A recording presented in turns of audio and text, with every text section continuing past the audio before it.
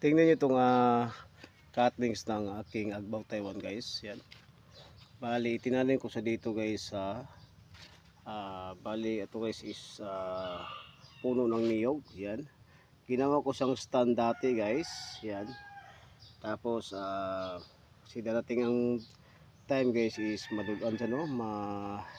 Sisira siya. So ginawa ko guys, lagyan ko siya ng cutting sa gitna. So couple of months guys, ito yun, no, nangyayari.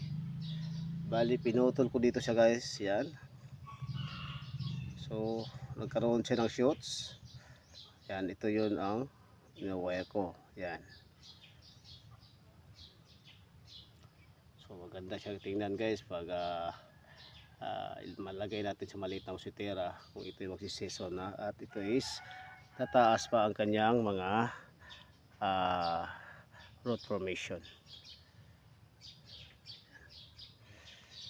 Thank you for watching.